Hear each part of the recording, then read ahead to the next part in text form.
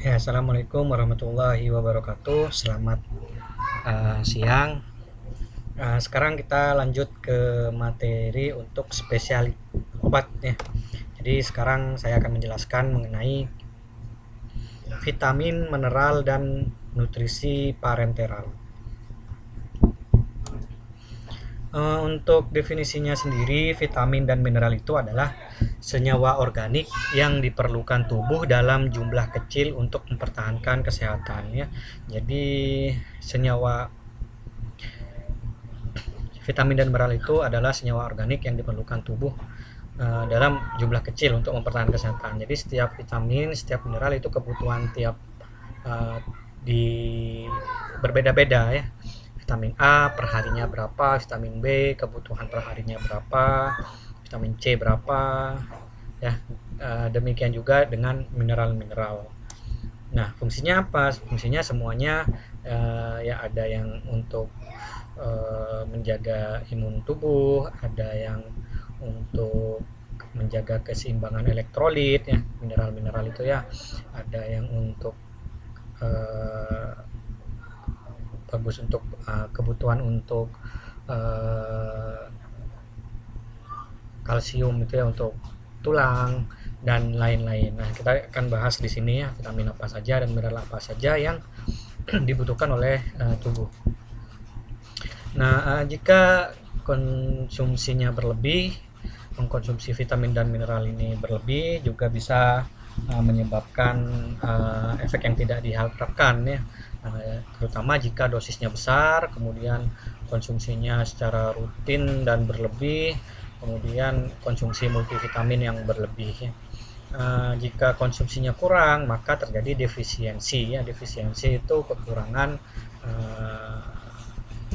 apa vitamin ya, disebut defisiensi vitamin. uh, Sebenarnya vitamin dan mineral itu harusnya bisa dicukupi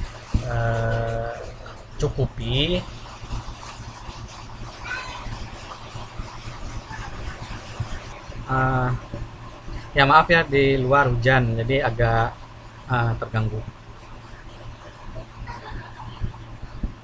Oke, lanjut.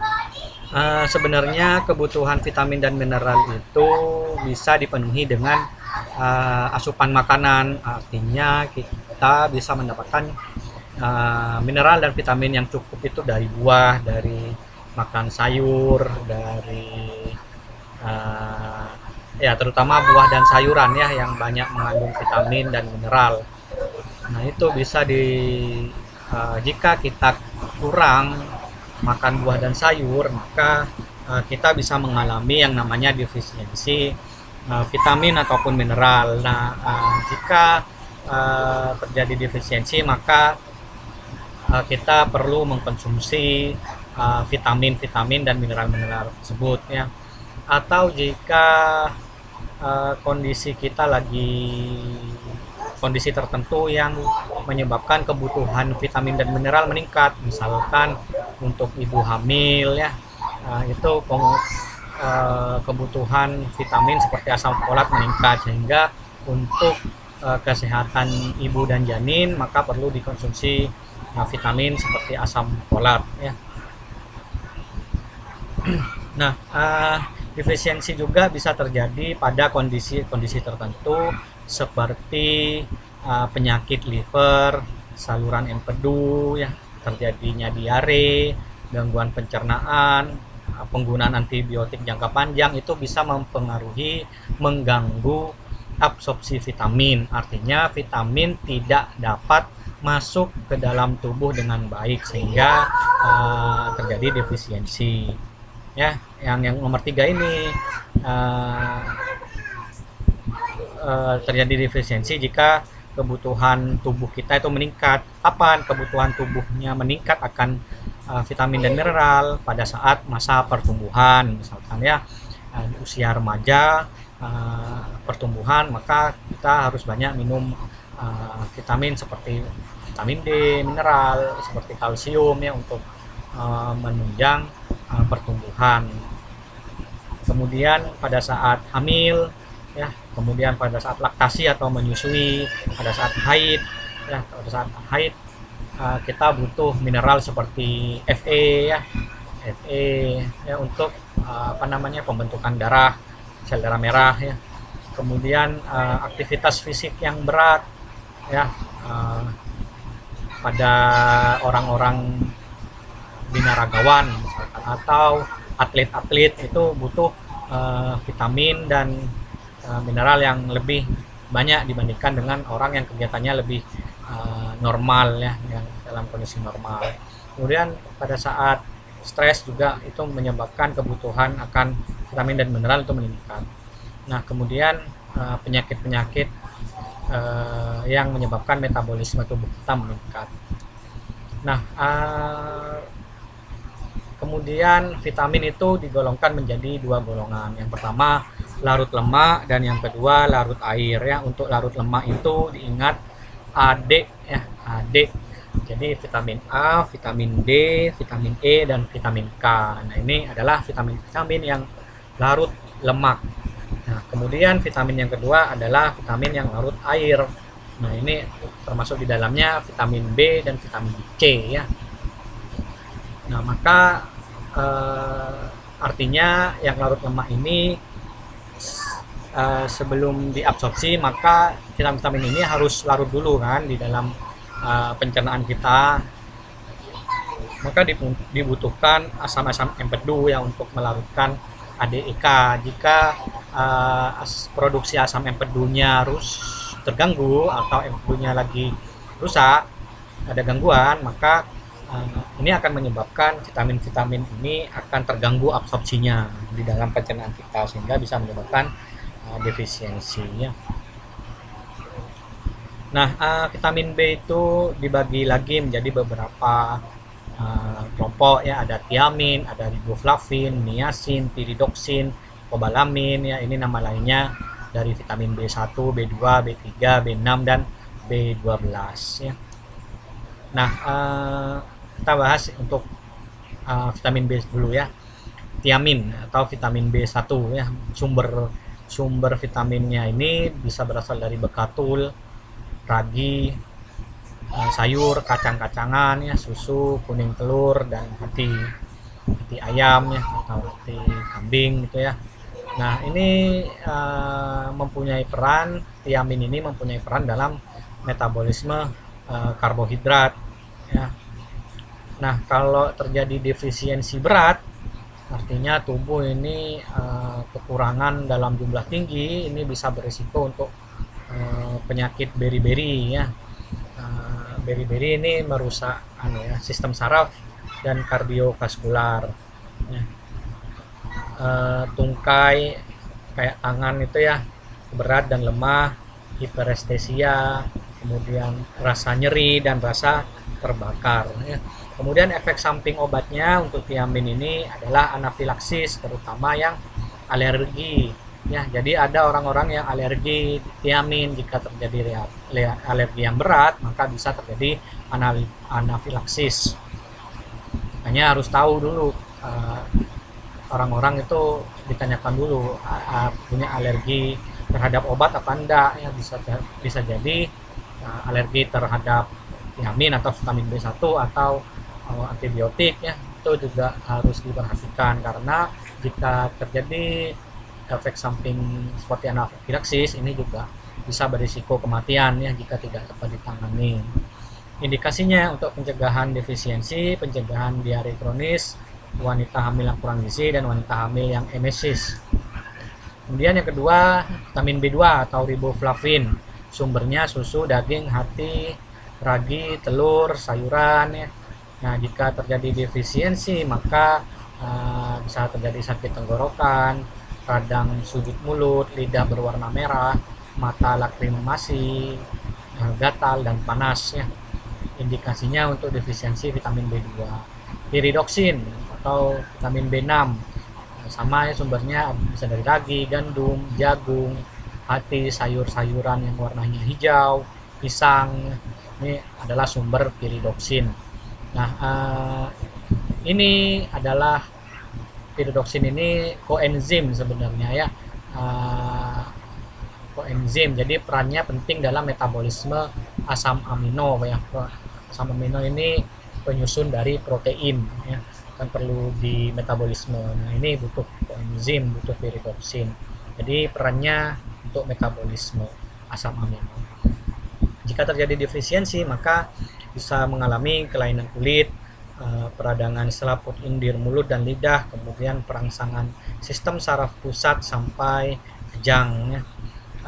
Efek samping obat, neuropati sensorik, artinya bisa mengalami gangguan ke saraf ya, neuron. Kemudian ini bisa menimbulkan sikap yang tidak stabil, rasa tebal di kaki, tangan, dan sekitar mulut. Nah, indikasinya ini digunakan untuk pencegahan atau terapi defisiensi vitamin B6 dan vitamin B kompleks. Nah, kemudian yang berikutnya adalah vitamin B12 atau kobalamin.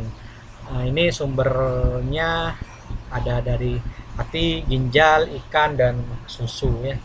Nah, fungsinya untuk membantu pembentukan sel darah merah dan asam nukleat, meningkatkan fungsi sistem saraf, dan defisiensi gangguan GI tract, pertumbuhan buruk, dan anemia. Kemudian yang berikutnya adalah vitamin C. Vitamin C itu bisa berasal dari buah-buahan yang kecut-kecut, biasanya ya jeruk, tomat ya. Kemudian ada juga dari sayuran-sayuran hijau dan kentang. Nah, ini juga bertindak sebagai enzim dan antioksidan. Jadi vitamin C itu bisa bertindak sebagai antioksidan, sehingga bagus untuk juga bagus untuk meningkatkan sistem imun tubuh. Makanya vitamin C ini banyak dikonsumsi jika kondisi tubuh lagi tidak enak ya, atau untuk melawan virus, misalkan ya flu. Biasanya kita harus banyak minum vitamin C supaya tubuh bisa melawan virus yang masuk dalam tubuh. Nah, ini mudah diabsorpsi di saluran cerna dan distribusinya ke seluruh tubuh. Juga bisa membantu perbaikan pertumbuhan jaringan, dibutuhkan dalam pembentukan kolagen. Ini juga bagus untuk kulit ya, makanya ada suntik vitamin C itu ya, bisa mencerahkan kulit karena dia membantu pembentukan kolagen di kulitnya. Kemudian defisiensinya bisa membuat sebagai penyembuhan luka yang buruk, pendarahan gusi, mudah terkena infeksi ya. Defisiensinya ini menyebabkan lukanya susah sembuh gitu ya, gusinya gampang berdarah, kemudian mudah terkena infeksi seperti sariawan misalkan ya, atau flu dan infeksi-infeksi lain. Efek samping obat jika dosis tinggi bisa menyebabkan diare dan batu ginjal. Nah, ini yang harus diperhatikan. Jika kalian banyak minum vitamin C, maka kalian harus banyak minum air putih ya, supaya tidak kena batu ginjal. Indikasinya pencegahan dan terapi skorbut. Kemudian vitamin A atau retinol, mentega, telur, hati, dan daging ya. Karoten itu provitamin A, artinya cikal bakal dari vitamin A ya, tapi beda secara struktur. Karoten ini jika masuk ke dalam tubuh, nanti di hati akan dirubah menjadi vitamin A ya.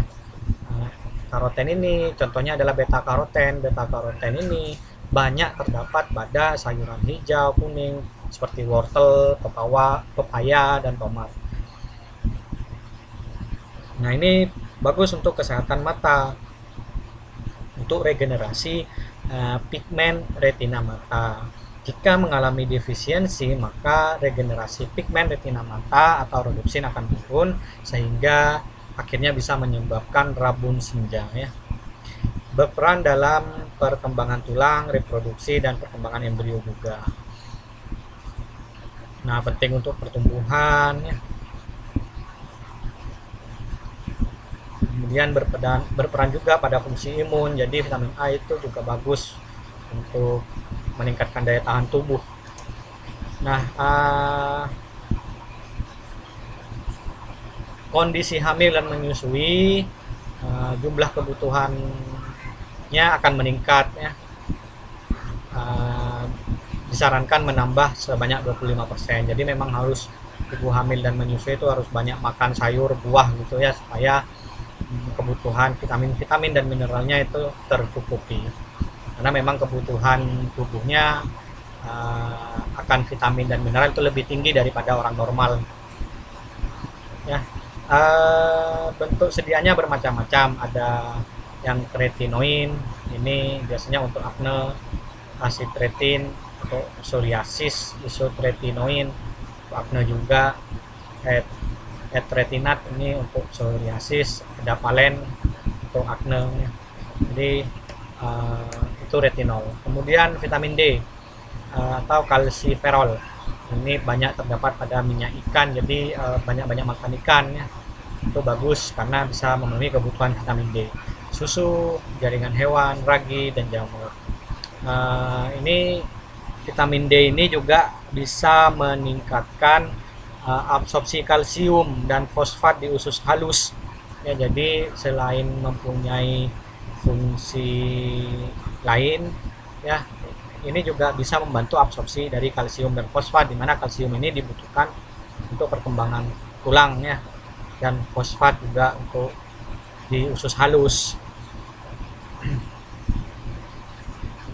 ya. Jadi penting untuk kalau patah tulang gitu ya, supaya tulangnya cepat nyambung, cepat sembuh, itu selain kalsium juga bisa dibantu dengan vitamin D supaya absorpsi kalsiumnya itu optimal. Nah, jika terjadi kekurangan, maka bisa menyebabkan gangguan pertumbuhan tulang pada bayi atau anak ya, namanya rakitis ya. Ini vitamin D3 juga sekarang lagi banyak dikonsumsi oleh orang-orang ini ya, positif COVID ya. Jadi karena vitamin D3 atau vitamin D ini juga mempunyai efek untuk meningkatkan imun. Nah, kemudian vitamin E ini juga banyak dikonsumsi supaya tidak gampang terserang virus ya, karena memiliki efek antioksidan ya.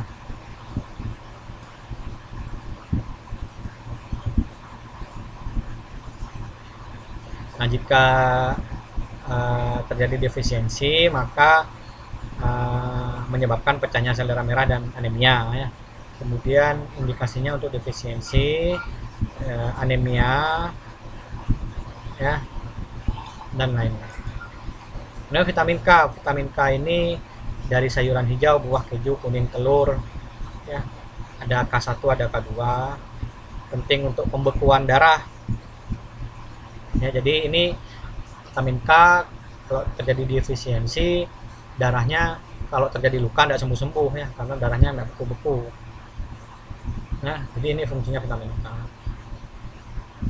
Namanya kofaktor untuk meningkatkan biosintesis faktor 2, protombin, faktor 7, faktor 9, dan 10. Ini adalah faktor-faktor atau senyawa-senyawa yang membantu dalam proses pembekuan darah. Nah, ini ya, kalau terjadi defisiensi, maka kalau terjadi pendarahan itu susah untuk sembuh. Indikasinya ya mengatasi pendarahan akibat defisiensi vitamin K dan lain-lain. Nah, kemudian mineral ini adalah senyawa anorganik yang merupakan bagian penting dari enzim ya. Jadi bagian penting dari enzim ya. Enzim ini nanti berfungsi dalam proses metabolisme karbohidrat, protein, dan lain-lain dalam tubuh ya, mengatur berbagai fungsi fisiologis dan dibutuhkan untuk pertumbuhan dan pemeliharaan jaringan termasuk tulang. Nah, yang mineral ini dibagi menjadi dua, ada yang dibutuhkan dalam jumlah banyak, ada yang dibutuhkan dalam jumlah sedikit. Yang dibutuhkan dalam jumlah banyak ini zat besi, asam folat, kalsium, fosfor, magnesium, kalium, natrium, dan klorida. Sedangkan untuk mineral yang dibutuhkan dalam jumlah sedikit, ini namanya trace element ya, ada F atau fluor, seng, selenium, dan iodium ya. Yodium biasanya terdapat pada garam yang kalian konsumsi sehari-hari, itu mengandung yodium dalam jumlah tertentu ya. Ini adalah sumber-sumbernya, bagaimana mineral-mineral itu dibutuhkan, fungsinya untuk apa, kalau defisiensi akan terjadi apa, kemudian kalau kondisi khusus seperti ibu hamil dan menyusui itu asupannya meningkat atau menurun, atau butuhnya berapa miligram per hari ya. Nah, ini dibutuhkan untuk sintesis hemoglobin, karena hemoglobin itu mengandung zat besi di dalamnya, struktur hemoglobin ya. Hb ini adalah pembentuk sel darah merah. Jadi zat besi ini sebenarnya penting untuk pembentukan sel darah merah. Makanya kalau kekurangan darah atau anemia, ini dikasih zat besi ya. Kayak ibu hamil juga itu ya. Kayak lagi menstruasi juga. Itu pasti suplemennya dikasih zat besi. Asam folat juga. Asam folat ini juga merupakan mineral yang penting untuk perkembangan atau pembelahan sel dan pembentukan sel darah merah. Nah, makanya kalau orang lagi hamil, wanita hamil, itu kebutuhan asam folatnya meningkat supaya pembentukan jaringan janin itu sempurna ya. Sel di janin wanita itu kan membelah ya, yang awalnya satu sel jadi 2, jadi 4, jadi 8. Nah, pembelahan sel ini yang membutuhkan asam folat. Nah, ini disebutkan bahwa kondisi hamil membutuhkan asam folat 2 kali lipat lebih banyak. Dan saat laktasi pun juga demikian, kebutuhannya lebih banyak ya. Jadi asam folat tidak apa-apa harus diminum ketika hamil untuk membantu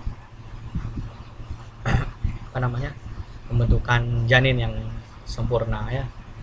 Defisiensinya bisa mengalami anemia megaloblastik karena juga berperan dalam pembentukan sel darah merah. Kalsium ini ini ya, tadi sudah vitamin D itu dibutuhkan untuk absorpsi kalsium. Kemudian kebutuhannya meningkat pada masa pertumbuhan ya, laktasi dan wanita pasca menopause. Sindrom malabsorpsi pada penderita yang mendapat terapi kortikosteroid, tetrasiklin, dan antasida. Jadi ini adalah obat-obatan yang bisa menyebabkan defisiensi kalsium, mungkin karena adanya obat-obatan seperti kortikosteroid, tetrasiklin, dan antasida itu akan mengganggu absorpsi dari kalsium. Mineral fosfor ini terdapat pada semua jaringan tubuh, tulang, gigi ya. Nah, ini sebagai buffer atau pH ya, mempertahankan pH cairan tubuh dalam kondisi normal. Lemak, protein, karbohidrat, dan berbagai enzim yang berperan dalam transfer energi mengandung fosfor. Jika terjadi defisiensi karena mungkin banyak minuman alkohol, misalkan muntah atau penyakit liver, hiperparatiroidisme, ini bisa menyebabkan pasien itu defisiensi fosfor. Nah, kemudian magnesium ini penting dalam aktivasi sistem enzim dan kofaktor penting pada fosforilasi oksidatif, pengaturan suhu tubuh, kontraktilitas otot, dan kepekaan saraf. Defisiensinya bisa terjadi karena alkoholik, kwashiorkor, tetanus, diabetes, sindrom malabsorpsi, hiperparatiroidisme, ginjal, terapi diuretik ya. Jadi obat-obatan diuretik yang menyebabkan orangnya sering pipis gitu ya, bisa menyebabkan defisiensi juga terhadap magnesium. Kemudian pasca bedah. Nah, jika berlebihan, misal vasodilatasi perifer, ya, kurare, dan lain sebagainya. Kemudian untuk kalium ini fungsinya untuk mengatur kepekaan sel, konduksi impuls saraf, keseimbangan, dan volume cairan tubuh. Jika terjadi kekurangan, maka terjadi kekurangannya itu disebabkan karena diet tanpa protein ya. Kemudian minum obat-obatan diuretik, tiazid, furosemid ya, itu bisa menyebabkan kaliumnya juga rendah. Diare ya, cairan tubuh itu banyak keluar ya kalau diare. Kalau minum obat tiazid, furosemid kan pasiennya jadi sering pipis ya. Artinya cairan tubuh itu banyak keluar, termasuk kalium juga banyak keluar, sehingga bisa terjadi mengalami hipokalemi. Kortikosteroid juga bisa ya. Nah, jika terjadi kekurangan maka bisa menyebabkan aritmia jantung dan gangguan neuromuskuler.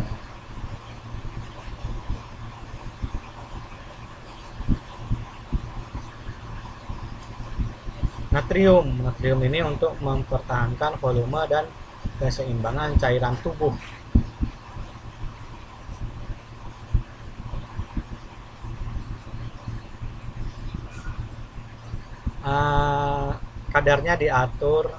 Kadar diatur mekanisme. Nah, ya, jadi ini untuk keseimbangan cairan tubuh ya. Keseimbangan ini disebut homeostatik.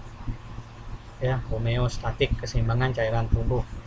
Nah, natrium ini harus dibatasi, dikurangi jika mengalami gagal jantung, congestive heart failure atau CHF, sirosis hati, dan hipertensi. Ya, justru kalau hipertensi natriumnya dikurangi karena natrium ini efeknya bisa meningkatkan tekanan darah. Ya, makanya harus dikurangi mengkonsumsi garam ya, karena garam itu sumber natrium.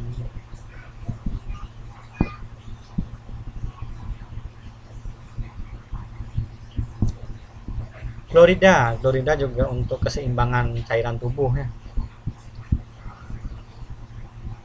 Bisa terjadi karena defisiensinya, karena mudah muntah-muntah, diuretik berlebih.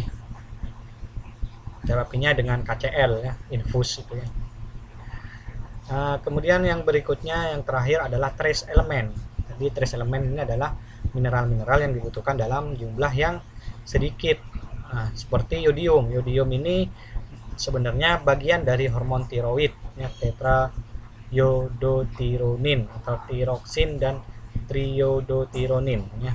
Defisiensinya bisa menyebabkan hiperplasia dan hipertrofi atau goiter endemik ya.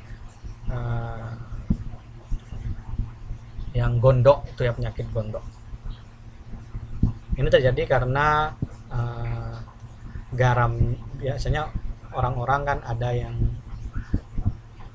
mungkin ada yang terutama daerah pesisir gitu ya, mengkonsumsi garamnya langsung yang dari laut itu ya, itu belum beryodium, jadi harus ditambahkan yodium dulu. Jika mengkonsumsinya garam-garam yang tidak beryodium maka ya bisa menyebabkan defisiensi. Maka garam itu standarnya ada SNI-nya. SNI-nya itu harus mengandung yodium sekian. Nah, sumber yodium itu bisa dari makanan laut, garam meja yang beryodium. Kebutuhannya 100 sampai 1 mg. 100 mikrogram sampai 1 mg per hari. Ini kebutuhannya meningkat pada anak yang tumbang, jatuh atau apa ini ya, atau bumil atau ibu yang menyusui. Nah, jika penggunaannya jumlah besar dan jangka lama selama kehamilan menyebabkan perbesaran tiroid ya pada neonatus, hipotiroidisme atau kretinisme. Nah, selain vitamin dan mineral, di sini juga akan dibahas ini ya, nutrisi. Singkat saja ya. Nah, nutrisi ini adalah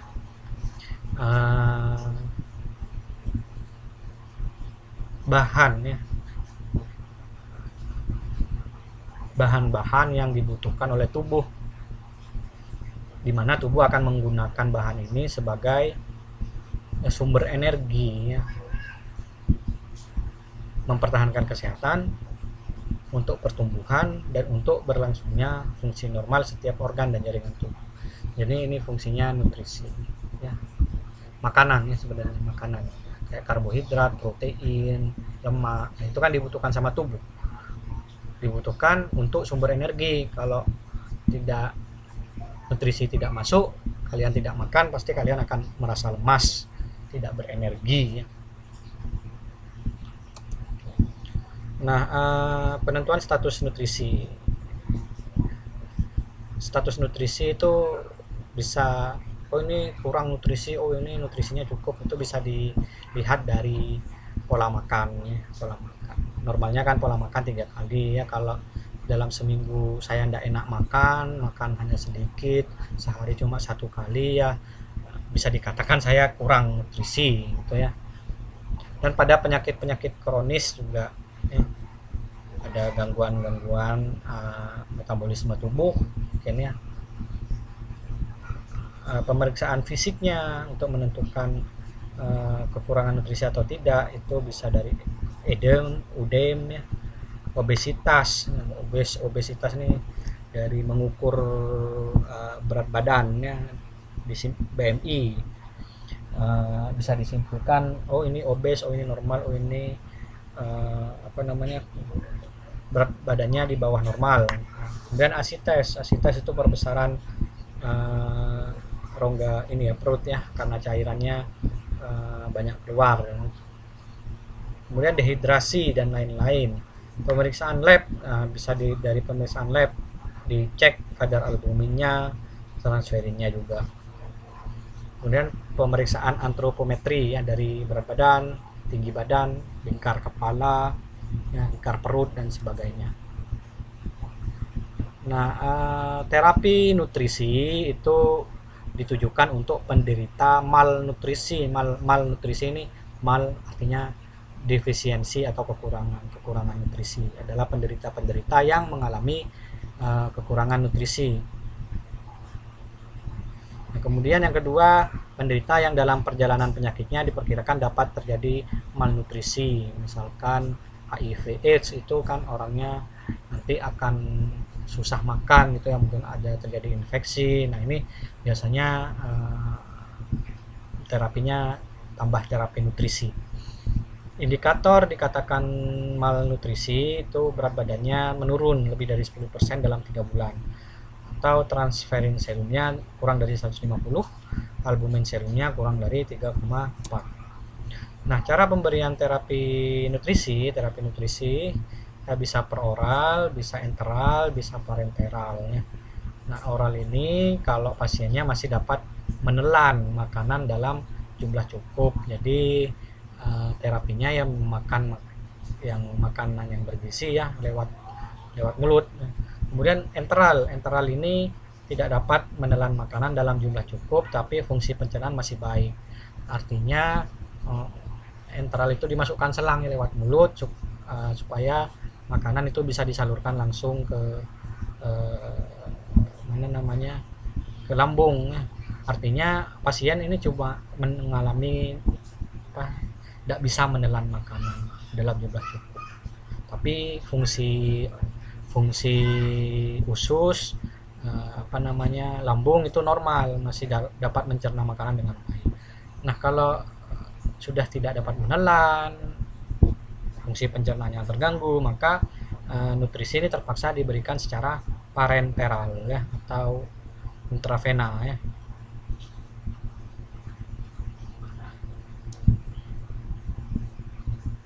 Nah, jika nutrisi diberikan secara enteral maka disebut nutrisi enteral atau NE ya. Nah, ini disalurkan ke lambung lewat selang atau tube ya, lewat hidung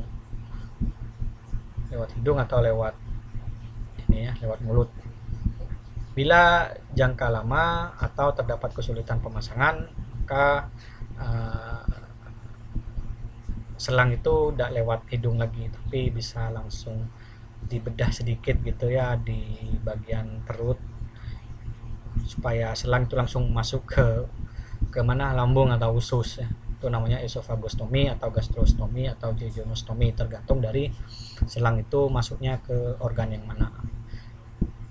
Kalau ke organ jejunum namanya jejunostomi,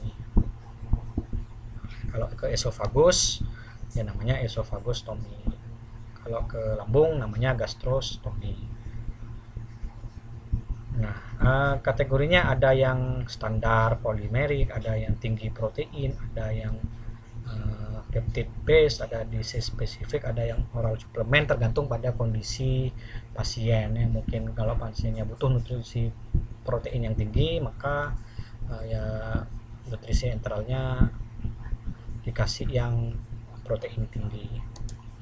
Kemudian nutrisi parenteral ini adalah yang lewat intravena ya. Jadi sudah absorpsi, fungsi pencernaannya sudah tidak bisa atau terganggu, absorpsinya sudah terganggu di saluran pencernaan, maka mau tidak mau harus dilakukan pemberian nutrisi melalui intravena ya. Bisa vena perifer atau vena sentral. Yang harus dipertimbangkan adalah jenis larutan. Jenis larutannya harus sesuai kebutuhan makro dan mikronutrien. Kemudian osmolaritas larutan. Osmolaritas larutan ini harus kurang dari 1000 agar sesuai dengan osmolaritas cairan tubuh. Indikasinya ketidakmampuan mengabsorpsi lewat GI, kanker, pankreatitis, dan lain-lain ini ya. Nah, komposisi NPI ini ada 2, makronutrien dan mikronutrien. Yang makro itu artinya nutrisi-nutrisi yang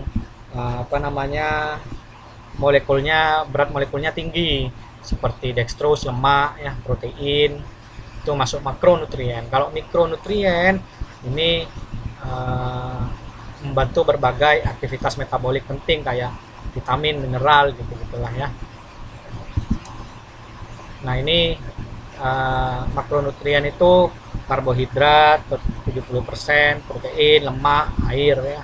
Nah, itu biasanya berwarna putih ya, berwarna putih ini ya, keruh. Kalau asam amino emulsi ini ya, ada juga yang cairnya, tapi kalau sudah warnanya keruh kayak gini, ini mungkin karena mengandung lemak, kan lemak tidak nyampur ke air ya. Nah, mikronutrien itu vitamin, mineral, elektrolit yang sudah saya sebutkan tadi ya. Nah, ini komplikasi, bisa terjadi pendarahan. Ini karena risiko pemasangan intravena aja. Kemudian infeksi karena luka ya lewat jarum. Hiperglikemi ya, atau hipoglikemi kalau nutrisinya kurang.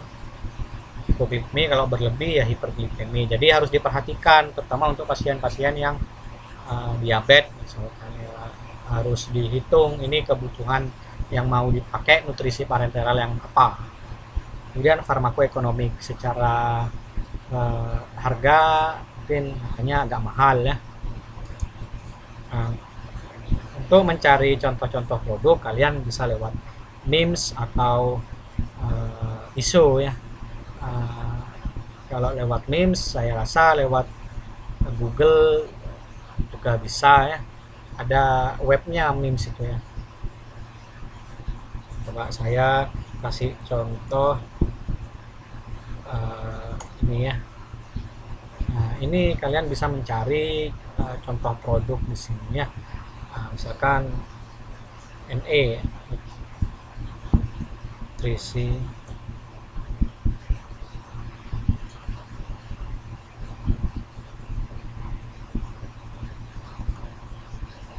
parenteral nutritional product ini ya. Oke, kita coba lihat, kita coba cari ya nutrisi parenteral. Oh, disuruh sign in. Oke.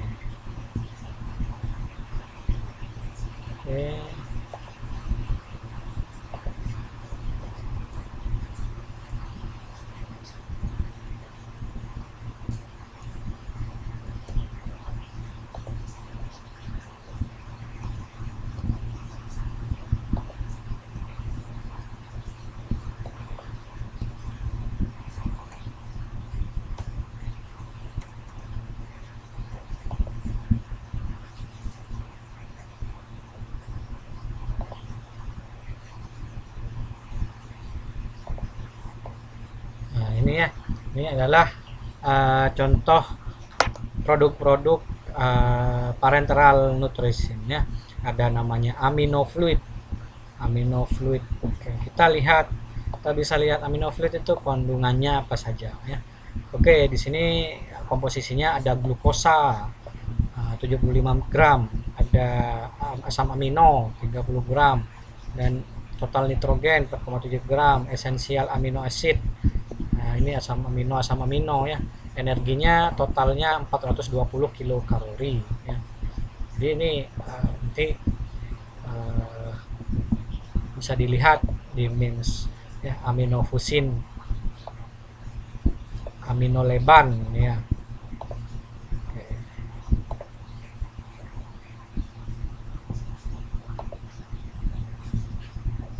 Nah, ini ya. Ada kadar tinggi dari rantai cabang amino asid, kadar rendah dari asam amino aromatik, natrium, klorida, dan asam-asam amino penting lain ya. Kalau pengen lihat produknya seperti apa ya, tinggal kalian Google ya. Di sini kebetulan tidak ada gambarnya ya.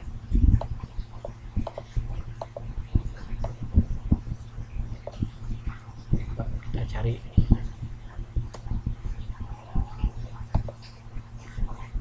Ya, ini amino fluid ya. Ada yang 2 kantong seperti ini. Kalau ada 2 kantong di sini, ketika pemberian ini harus dicampur dulu ya. Ini ada cara pemakaiannya ya. Ini ditekan, nanti dikocok dulu, dibolak-balik supaya tercampur, baru diinfuskan atau diberikan secara intravena ke pasien.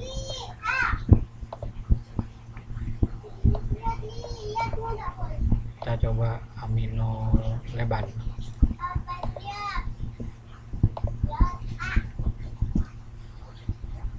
Nah, ini amino lebannya 500 mili, asam amino 5% ya. Banyak sekali produk-produk dari parenteral nutrition ya.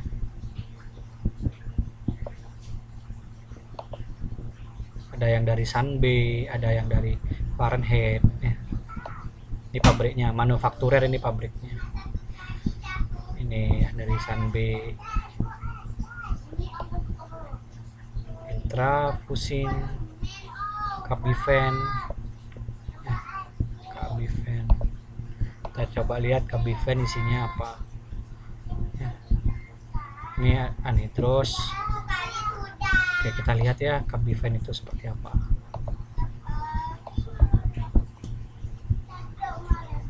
Nah ya, ada berkantong-kantong. Kenapa dibuat berkantong-kantong seperti ini? Ini terkait stabilitas dari bahannya ya. Jadi dari pabrik dibuat 3 kantong, karena kalau dicampur ini harus segera diberikan kepada pasien supaya bahan-bahannya tidak rusak ya. Karena kalau sudah dicampur ini rusaknya cepat, maka harus setelah dicampur diberikan.